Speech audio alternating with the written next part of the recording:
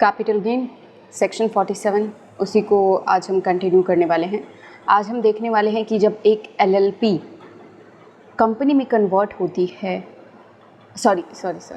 जब एक company LLP में कन्वर्ट होती है तो इस कन्वर्जन पे इसके सारे एसेट एलएलपी को ट्रांसफ़र हो जाएंगे और एलएलपी को ट्रांसफ़र होंगे तो ऑब्वियसली पोजीशन चेंज हो गया, ओनरशिप चेंज हो गई। So will that transaction be treated as transfer and capital gain will be levied? The answer would be no, provided there are some condition which need to be fulfilled. अब इस condition में हमारा पहला condition है, मैं class को continue कर रही हूँ directly, I am not giving the let me just take a moment and give you the preview of what we have studied till date.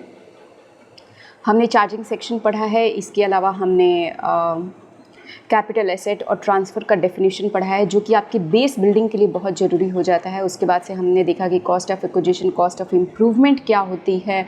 हमने देखा कि एक कैपिटल एसेट को शॉर्ट टर्म या लॉन्ग टर्म कैसे मानते हैं, क्या बेसिस होता है डिटरमाइन करने का। उसके बाद से हमने कुछ इंपॉर्टेंट केस लॉ भी देखे, कई सारे सर्कुलर को भी एक शॉर्ट लाइन में मैंने आपको बताया। हमने ये भी देखा कि इन टोटल 7 प्रोवाइज़ो हैं और उस कंप्लीट 7th प्रोवाइज़ो को हमने एक क्लास में कंप्लीट किया था। एक्सेप्शन टू चार्जिंग सेक्शन हमने देखा था जिसमें हमारे पास 4 एक्सेप्शन हैं चार्जिंग सेक्शन के। मतलब चार्जिंग सेक्शन में लिखा हुआ है कि ये चीज़ें होंगी तो कैपिटल गेन लगेगा, बट उसकी कुछ एक्सेप्शन है कि चीज़ें तो हो रही हैं बट कैपिटल गेन नहीं लग रहा है। उसके बाद से हम आए अपने सेक्शन 47 पे। सेक्शन 47 अपने आप में एक बड़ा सेक्शन है। हमने कुछ क्लॉज ऑलरेडी कंप्लीट कर लिए हैं and today we are on this clause 13B which says कि अगर एक कंपनी एलएलपी में कन्वर्ट होती है तो उस पर कैपिटल गेन लगता है। उस पर कैपिटल गेन नहीं लगता प्रोवाइडेड सर्टेन कंडीशन है जिसको आपको सेटिस्फाई करना होगा। तो सबसे पहला जो कंडीशन है वो ये है कि जितनी भी एसेट और लायबिलिटी है कंपनी की वो इमीडिएटली, मतलब कन्वर्जन से पहले जितनी भी एसेट लायबिलिटी है कंपनी की वो ट्रांसफ़र हो जानी चाहिए। किसको ट्रांसफ़र हो जानी चाहिए? एलएलपी को। पॉइंट नंबर बी बोलता है कि जितने भी शेयर होल्डर हैं कंपनी के immediately before the conversion become partner of the LLP and their capital contribution and profit sharing ratio in the LLP are in the same proportion as their shareholding in the company on the date of conversion. मतलब मान लो कि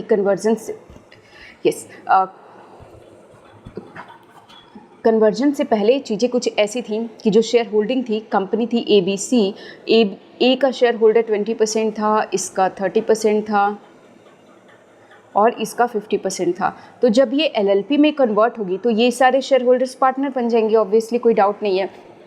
but ये जब partners बनेंगे तो उनके लिए एक चीज़ बोली गई है कि इस पार्टनर का अब जो प्रॉफिट शेयरिंग रेशियो होगा वो इसी रेशियो में 2:3:5 के रेशियो में हो जाएगा और कैपिटल कंट्रीब्यूशन जो होगा वो भी 2:3:5 के रेशियो में हो जाएगा। I hope you understood this. Point number C आपका बोलता है कि जब एक कंपनी कन्वर्ट हो गई एलएलपी में तो क्या मिला? पहले तो उनके पास शेयर्स था, no consideration other than sharing profit. पहले उनके पास शेयर था बट अब उनके पास राइट आ जाएगा क्या कि आप प्रॉफिट शेयर करेंगे। तो प्रॉफिट शेयरिंग राइट के अलावा और कोई भी उनको कंसिडरेशन, कोई बेनिफिट नहीं मिलना चाहिए। Other than sharing profit and capital contribution in the LLP arises to the shareholder. Shareholder को कैपिटल कंट्रीब्यूशन और प्रॉफिट शेयरिंग के अलावा कोई और consideration नहीं मिलना चाहिए। The erstwhile shareholder of the company continue to be entitled to receive at least 50% of the profit of the LLP for a period of 5 years from the date of conversion। अगर suppose करो मैंने कहा कि profit sharing ratio ये होने चाहिए, capital contribution ये होना चाहिए, but it might be possible कि ABC के अलावा अब इस एलएलपी में जो नई एलएलपी फॉर्म हुई है इसमें 1-2-4 लोग और नए पार्टनर जुड़ रहे हो सकता है ना। तो ये सिर्फ ये बोल रहे हैं कि आपका जो होल्डिंग होना चाहिए ना ABC का, दैट शुड बी एटलीस्ट 50%।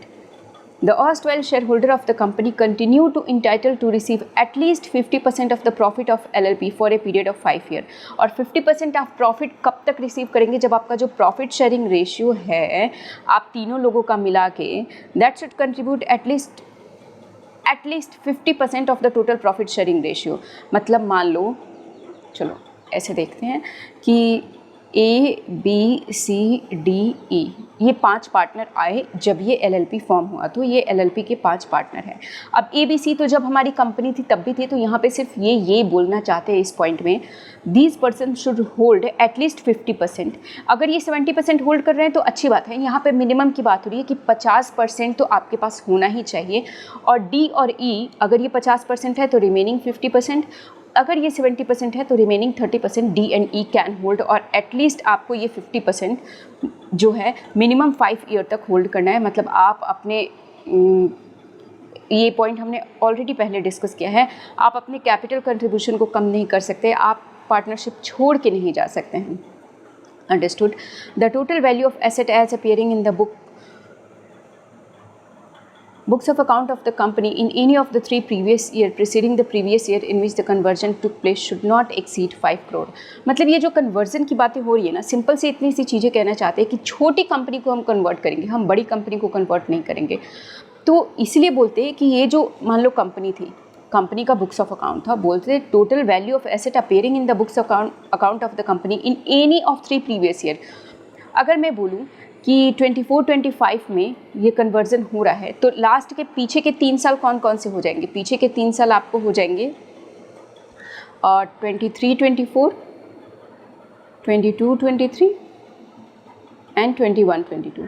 अब ये बोल रहे हैं इन तीनों सालों में 24, 23, 22, मतलब इस तीनों सालों में अगर इसका हम एसेट देखें, वैल्यू ऑफ एसेट देखें, तो किसी भी साल में इसका वैल्यू ऑफ एसेट 5 करोड़ से ज़्यादा नहीं होना चाहिए। Value of asset appearing in the books of account of the company in any of the 3 previous year, मतलब पीछे के किसी भी 3 साल को ले लीजिए, 3 साल मतलब immediately preceding 3 previous year, appearing in the books of account of the company in any of the 3 previous year preceding the previous year in which the conversion take place, मतलब immediately preceding, जिस साल में conversion हो रहा है वहाँ से directly पीछे जाइए 3 साल, और उस 3 साल में लीजिए कि क्या किसी भी इन 3 सालों में किसी भी एक साल में जो वैल्यू ऑफ एसेट है वो 5 करोड़ से ज़्यादा है। अगर 5 करोड़ से ज़्यादा है तो फिर आप कन्वर्ट तो कर सकते हैं। यहाँ पे ये नहीं बोला जा रहा है कि आप कन्वर्ट नहीं कर सकते, obviously you can convert your company into LLP, but जो यहाँ पे बेनिफिट मिल रहा है कि इस ट्रांजैक्शन पे कैपिटल गेन नहीं लगेगा, वो बेनिफिट आपको नहीं मिलेगा।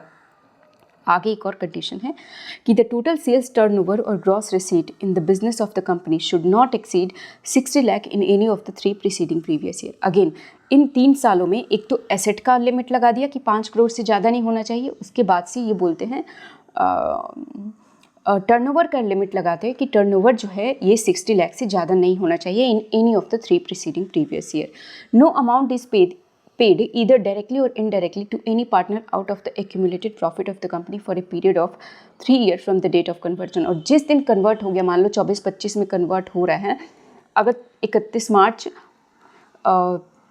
25 को ही हम मानते हैं कि कन्वर्ट हो रहा है फॉर सिंप्लिसिटी, अगर 31 मार्च 25 को कन्वर्ट हो रहा है तो कोई भी अमाउंट डायरेक्टली और इनडायरेक्टली अप टू 3 ईयर, मतलब यहाँ से कन्वर्जन से 3 साल जाओ, from the date of conversion, from the end of the financial year नहीं बोल रहे हैं। एक ध्यान देना, यहाँ पे बाई चांस जो मैंने एग्जांपल लिया है उसमें ऐसा हो रहा है कि डेट ऑफ कन्वर्जन और एंड ऑफ फाइनेंशियल ईयर एक है, बट ये बोल रहे हैं कि जो भी आपका डेट ऑफ कन्वर्जन है वहाँ से पीछे आगे आइए 3 साल, मतलब 25 है तो 26, 27 और 28, मतलब 31 मार्च 28 तक आपके पास कोई भी 31 मार्च 28 तक आप एक्यूमुलेटेड प्रॉफिट में से किसी भी पार्टनर को नहीं देंगे। समझ में आ गया? आई होप आपको समझ में आ गया। अच्छा, मैं आपको एक और चीज़ बोलना चाहूँगी, जो भी आपने ये चीज़ें कन्वर्जन वाली पढ़ी है, जैसे आपने पढ़ा कि सोल प्रोप्राइटरशिप जो है वो कंपनी में कन्वर्ट हो सकता है, आपने उसके बाद पढ़ा कि एक फर्म जो है वो कंपनी में कन्वर्ट हो सकती है, और आपने यहाँ पे देखा कि एक कंपनी जो है वो LLP में कन्वर्ट हो रही है। अब आपने कुछ चीज़ मिलाया होगा कि अगर यहाँ पे चलो 7 पॉइंट है हमारे इन टोटल, बट ऊपर वाले में हमारे पास 5 या 6 पॉइंट, 4 या 5 पॉइंट ऐसे आ रहे थे, और उनमें से आपको ऐसा लगेगा कि काफ़ी पॉइंट इसमें भी सेम ही हैं, तो आपको याद करने में ना ये दिक्कत नहीं आएगी। मैं बस आपको इसलिए बता रही हूँ सो दैट कि आप पॉइंट देख करके डर ना जाए कि आपने 3 कन्वर्जन के केसेस पढ़े और तीनों में कुछ अलग अलग पॉइंट है। नो, मोस्टली मतलब अगर मैं ये 2 एडिशनल कंडीशन है, अगर इस दोनों एडिशनल कंडीशन को हटा दूँ, नहीं सॉरी, नॉट दीज 2, एसेट वाले और this one, your asset and your turnover condition को हटा दूँ तो बाकी सारे कंडीशन जो है हमारे सेम ही मिलते जुलते से होंगे। तो इसलिए मैं आपको बोल रही हूँ घबराना नहीं है, ईजी टू टेक है ये। अब हमने कंडीशन पढ़ लिया। अब जो कॉस्ट ऑफ एक्विजिशन होगा, मान लो ठीक है नहीं लगा हमारे ऊपर कैपिटल गेन, बट कल को चल के 10 ईयर्स 20 ईयर्स लेटर अगर ये एलएलपी बेचती है तो कॉस्ट ऑफ एक्विजिशन क्या होगा, shall be deemed to be cost of the previous owner. जब भी हम प्रीवियस ओनर से एसेट लेते हैं, चाहे कोई भी ट्रांजैक्शन हो रहा हो, गिफ्ट हो, विल हो, इनहेरिटेंस हो, अमलगमेशन हो, डिमर्जर हो, या फिर अभी जो आपने केस पढ़ा वो हो, कन्वर्जन हो, कन्वर्जन किसका किसका, तीनों ही कन्वर्जन की बात कर रही हूँ, तो हम पहले कुछ जो प्रीवियस ओनर है ना, हम उसको कुछ पे करके नहीं आ रहे होते हैं। इसलिए इन केसेस में जो कॉस्ट ऑफ एक्विजिशन होता है वो वही कॉस्ट ऑफ एक्विजिशन होता है जो प्रीवियस ओनर का कॉस्ट ऑफ एक्विजिशन हो। आई hope you understood this. 242A जो कि आपका बात करता है पीरियड ऑफ होल्डिंग का, मैंने आपको बोला कि पीरियड ऑफ होल्डिंग भी जो प्रीवियस ओनर की पीरियड ऑफ होल्डिंग है वहीं से कैलकुलेट की जाएगी। For which the asset was considered bye previous owner shall also be considered. जो प्रीवियस ओनर ने जहाँ से होल्ड किया था वहीं से किया जाएगा। अब बोल रहे हैं section 47A withdrawal of exemption. Exemption जो अभी हमने आपको दिया कि हम आपके इस ट्रांजैक्शन पे कैपिटल गेन नहीं लगाएंगे, वो हम विड्रॉ कर लेंगे where any condition given in clause 13B of section 47 are not complied with. अगर जितने कंडीशन 7 पॉइंट्स आपने पढ़े, अगर उस सातों कंडीशन में से कोई भी एक कंडीशन फुलफिल नहीं होता है तो हमने जो एग्जेम्पशन दिया है हम उसको विड्रॉ कर लेंगे। With the amount of capital gain exempted earlier shall be chargeable to tax of the successor limited liability partnership or the shareholder of the predecessor company, as the case may be for the previous year in which the requirement was not complied with। जैसे मैंने आपको बोला कि कोई भी एक condition, ये नहीं बोल रहे हैं कि इन टोटैलिटी हम देखेंगे, नो, अगर कोई भी एक कंडीशन आप ब्रेक करते हैं तो जिस ईयर में आपने वो कंडीशन ब्रेक किया उसी ईयर में जो एलएलपी फॉर्म हुई है उस एलएलपी पे वो टैक्स लग जाएगा। Amount of capital gain exempted earlier shall be chargeable to tax of the successor LLP, क्योंकि कंपनी तो अब फॉर्म में है ही नहीं तो एलएलपी पे टैक्स लग जाएगा। और इन एनी केस अगर एलएलपी से टैक्स रिकवर नहीं हो पाता है तो पुराने कंपनी के जो शेयर होल्डर थे हम उनसे टैक्स रिकवर कर लेंगे। सेक्शन 72A सबसेक्शन 6 बोलता है the accumulated loss and unabsorbed depreciation of the predecessor company shall be deemed to be the loss और अलाउंस और depreciation of the successor LLP for the previous year in which business reorganisation was affected and other provision of this act relating to set off and carry forward of loss and allowance for depreciation shall apply accordingly. मतलब अगर जो company थी, पीछे वाली जो company थी, उसके books of account में अगर कोई लॉस है, कोई अलाउंस है, कोई डेप्रिसिएशन है, तो ये लॉस अलाउंस डेप्रिसिएशन एलएलपी को भी अलाउ होंगे और उस पर जो भी ये लॉस अलाउंस डेप्रिसिएशन के जो भी कंडीशंस होते हैं, जो भी प्रोविज़न है, वो सेम टू सेम इस एलएलपी पे भी एप्लीकेबल हो जाएंगे। However, if any of the condition laid down in proviso to clause 13 of section 47 are not complied with, जबकि देखो यहाँ पे ये बोल रहे हैं, पहले तो आपको बोला कि आपके ऊपर कोई दो बेनिफिट दिया आपको कि आपके ऊपर हम कोई टैक्स नहीं लगाएंगे इस ट्रांजैक्शन में, दो कैपिटल गेन बनता है बट इसमें कैपिटल गेन की कोई टैक्सेबिलिटी अराइज नहीं होगी। दूसरा कंडीशन ये बोलते हैं, दूसरा जो बेनिफिट दे रहे हैं कि जो भी लॉस था, जो भी अलाउंसेस था, जो भी एक्यूमुलेटेड डेप्रिसिएशंस थी, वो सारे चीज़ें आप कैरी फॉरवर्ड, आप जो एलएलपी न्यू बने हो आप कैरी फॉरवर्ड कर पाओगे। बट अगर कोई भी कंडीशन, जो हमने 7 कंडीशन पढ़े हैं, उनमें से कोई कंप्लाई नहीं होता है of section 47 are not complied with, the set-off of loss or allowance or depreciation made in any previous year in the hand of the successor LLP shall be deemed to be income of the LLP chargeable to tax in the year in which such condition are not complied with। देखो एक example देके मैं आपको बताती हूँ। मैंने कहा हमने एक कंडीशन पढ़ा था कि 50% ऑफ, मतलब कि जो प्रॉफिट शेयरिंग है वो 50%, एटलीस्ट 50% तो होना ही चाहिए 5 साल तक किसके, पुराने जो भी पुराने हमारे शेयर होल्डर्स हैं, मतलब कि जो भी पुराने शेयर होल्डर जो अब पार्टनर बन गए हैं, EBC हमारे केस में था, इनके पास एटलीस्ट 50% शेयर होल्डिंग होनी ही चाहिए। 5 साल के लिए बोल रहे हैं, ठीक। मैं कहती हूँ 2 साल के लिए तो रही, तीसरे साल में ये कंडीशन ब्रेक हो गई और ये जो थर्ड ईयर है वो पड़ रहा है आपका, हमने 24-25 लिया था तो 26, 27, 28, 27-28 में जाकर ये कंडीशन ब्रेक हो जाती है और 50% शेयर होल्डिंग पुराने शेयर होल्डर्स के पास नहीं रहती है। तो ये बोल रहे हैं कि जो पहले हमने लॉस अलाउंस आपको अलाउ किया था, मान लो कि 50 लाख का लॉस था, जिसमें आपने 20 लाख का बेनिफिट लिया था पीछे 26-27 में, मैंने एक एग्जांपल ले लिया कि 26-27 में आपने इस 50 लाख के लॉस में से 20 लाख का बेनिफिट लिया था। तो अब हम क्या करेंगे, जो आपने बेनिफिट लिया है, मतलब ये 20 लाख का बेनिफिट, इस 20 लाख के बेनिफिट को हम आपको टैक्स कर देंगे 27-28 में, जिस ईयर में आपने कंडीशन कंप्लाई नहीं किया। आई hope you understood this point. Accumulated loss means loss before conversion under the head PGBP excluding speculation business। obviously वो लॉस आपको नहीं कैरी फॉरवर्ड करने को दिया जाएगा, बट PGBP के अंदर ध्यान देना, अगर आपका अदरवाइज कोई लॉस है तो वो लॉस कैरी फॉरवर्ड नहीं होगा। जो भी आपका PGBP का लॉस है वही आपको कैरी फॉरवर्ड करने को बोला जा रहा है। Entitled to carry forward and set off under the provision of section 72 if the conversion had not taken place। मान लो कि लॉस है, only PGBP loss we are allowed, PGBP loss है 20 लाख का, तो ये PGBP लॉस आपको कैरी फॉरवर्ड करने को अलाउ होगा। बट एक चीज़ का ध्यान रखना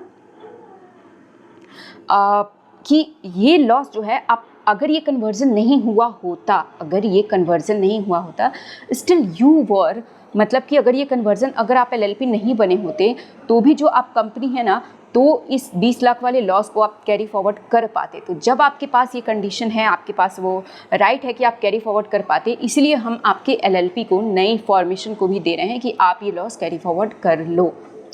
अनएब्जॉर्ब, ये पॉइंट हमारा खत्म हुआ। Unabsorbed depreciation means so much of the allowance for depreciation before converting to LLP which remain is to be allowed and which would have been allowed to the company under the provision of the act if the conversion had not taken place. जो बात loss के लिए बोली है वही बात इन्होंने depreciation के लिए भी बोली है कि अगर कन्वर्जन ना होता और आपके पास कोई अनएब्जॉर्ब डेप्रिसिएशन है, सपोज करो 50 लाख का, और ये 50 लाख वो 50 लाख है जो कन्वर्जन ना हुआ होता, तो आप ABC कंपनी कैरी फॉरवर्ड करते, तो यही 50 लाख जो है आप कैरी फॉरवर्ड करेंगे जब आप LLP बन गए। तो मैंने थोड़ा सा शॉर्ट में तो नहीं, मैंने काफ़ी एक्सप्लेन किया है, तो मैंने इसको बताने की कोशिश की है इस कन्वर्जन को, एंड आई होप कि आपको समझ में आ गया होगा। ये कन्वर्जन हमारा यहाँ पे ख़त्म हो जाता है। हमारा नेक्स्ट जो है सेक्शन 47 में, वो है हमारा रिवर्स मॉर्गेज का केस। चलिए अब इसको भी देख लेते हैं। एक बहुत ही इंटरेस्टिंग कॉन्सेप्ट है, आइए देखते हैं।